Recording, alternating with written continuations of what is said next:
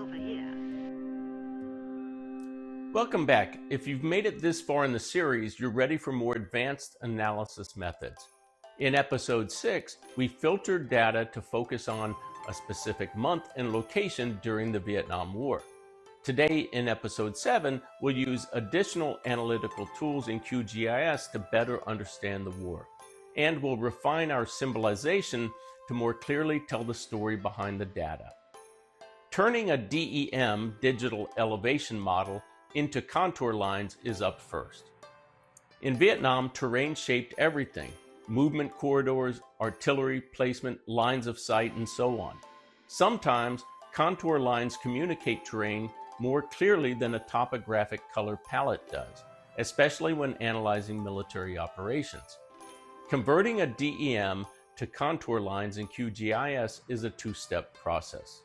To generate the contours, go to Raster, Extraction, Contour, and select your DEM file. Set the interval for most of Vietnam at about 200 to 500 meters. Perhaps 10 meters for looking at the Mekong Delta because it's so flat. This is really about what looks good to you. Choose your output file, click Run, and change the interval until you like the output. You now have a contour line layer, but we need to symbolize it. Open the layer properties for the output and go to Symbology. Use the single symbol and choose black or brown color for the contour lines. This allows you to visually correlate terrain with pacification, control, and conflict intensity. Save as contour.shp and save the style as well. For more on this, an excellent site is GIS Solutions at the link above. Next, we'll focus on understanding styles and symbols in the November 1967 Hamlet Evaluation Survey. We set the Hess filter in episode 6, so review that if necessary. The Hess was a nationwide data collection effort in the Vietnam War. District advisors reported on more than 12,000 hamlets monthly over a 7-year period. Its original purpose was to allocate pacification resources, measure government control, and assess development progress. Despite criticisms, repeated statistical studies show that although it had a mild positive bias, the data had validity and reliability for trend analysis. In other words, you could count on the mild bias being consistent, so if you take that into account in analysis, you'll be fine. A rule of thumb for historians is if a hamlet was marked Viet Cong controlled, it likely was. Those marked secure were as secure as possible in an insurgency condition. Most others were contested spaces where the war for population and resource control was fought. The Hess questionnaire was updated several times during the war to help reduce subjectivity. This added a great deal more socioeconomic data for analysis. For 1967 and 1968, the system does contain scores for development, infrastructure, schools, propaganda and PSYOP activities, health and welfare, and many more criteria. In a future video, we'll delve into the much more extensive Hess 1970 data. The Hess system was originally encoded using EBIDIC, an early computer language. Additionally, due to the lack of memory, most data were stored as one-letter codes. Some codes were mangled in translation to modern computer systems. Also, I did not break down all those codes into single-letter codes for symbolization when I converted the data. So some are grouped together. Nor did I translate all codes to the actual meaning. You can consult the original Hess documentation for a deeper reconstruction. Researchers who wish may reconstruct the original variables, break down the one-letter codes, and explore the sub-criteria. Even though imperfect, this may be the most complete socioeconomic data set compiled during any war in history. It certainly exceeds what many planners had available during later conflicts, and what I had available to plan missions in Afghanistan. The complete layout for all data is available on the website, and the originals can be found at NARA in the link above. The current symbology uses colored squares for security status. The large number of red hamlets may be deceiving though, as many were abandoned. Today, we'll change security status to development score. Changing symbolization to development score is critical in understanding the socioeconomic effects of the war. The development score was calculated by combining health and education, administrative and political, and economic factors. Right-click on the HES layer and select the properties. Then click Symbology. Change from Categorized to Graduated, and for the value, select Development Class field. For mode, choose Natural Brakes, and 5 classes works well for this. Select the red, yellow, green color ramp so that red indicates low development and green high development. Click Classify and Apply. Change the symbol by clicking on the symbol, and you can choose something such as a circle or a triangle if you want. Now, instead of security status, we see the socioeconomic variation across the country. This helps answer deeper questions such as, were secure hamlets actually developing? Was development preceding security, or was it the other way around? Several maps over a period of time may be needed to see the trend line.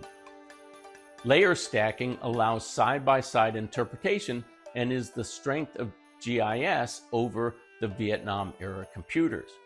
You can duplicate a layer to compare such factors as security and propaganda activity. You can turn on and off your Viet Cong-initiated incidents file and terrorist incident reporting system file, the unit location files. Are there any correlations or questions that arise? Make a heat map for TERS or VCIIF and see if there are correlations. Lastly, remember, symbolization tells the story. A poorly symbolized map hides trends. A well-designed one reveals the war's shifting logic.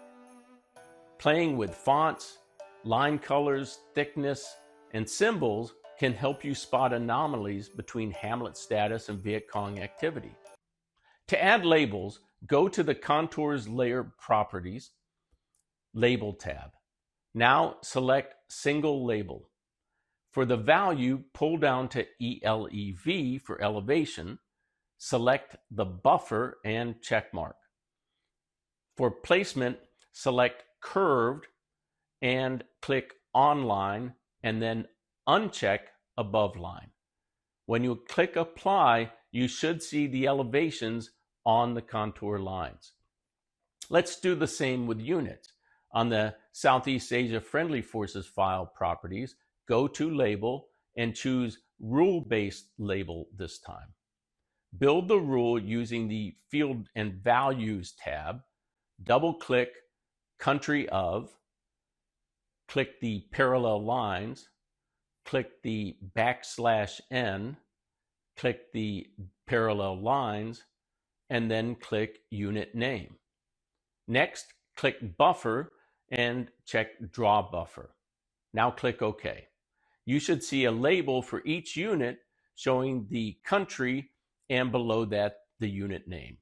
There are many more variations you can use for labels, so just experiment. Next, let's play with the borders. You may want to do this depending on the map you're making. Go to Province Properties and then Symbology. You can change the line width, color, and type from the main screen. Then click on Draw Effects and click Drop Shadow. Then select a color such as red or yellow and click Outer Glow and click OK. You should see a highlight along the border lines. Adjust it as you see fit. Lastly, add the Greg Tribes overlay and style that. Set the opacity for about 50%. And now ask some questions. Does the tribal affiliation affect the war? Think about what you're seeing. Turn layers on and off. What questions arise? Do high development areas correlate with high security? Do contested areas cluster along specific terrain? Does elevation influence development score? Does incident density follow roads or river systems? How does the November 1967 map compare with the January 1968? Now to present your findings. Only add the data necessary to tell the story so as not to overload the viewer. Less often truly is more. Duplicate the layer, change the month, watch the war shift one map at a time. Go to Project, create a new map layout.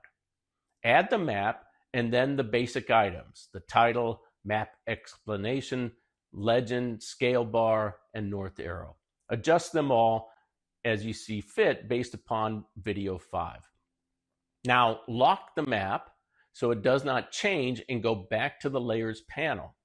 Remove all layers except for the province and categorize the province by name. And remove all except the province you're working with by clicking on the minus sign. Fill your province with black or gray. The others should all be transparent.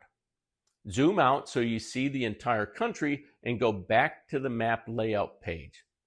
Add a small map in the corner and the country should show with the highlighted province. Draw an arrow from the small to the large province for viewer reference. Export it and print. Remember to like, subscribe, and hit the bell to be alerted. Share with anyone interested in historical GIS or military history. In the next episode, we'll polish our maps and look deeper into the TERS data and start asking harder questions about control, security, and perception during the Vietnam War. Until next time, change the month, change the lens, and watch the war move beneath your cursor.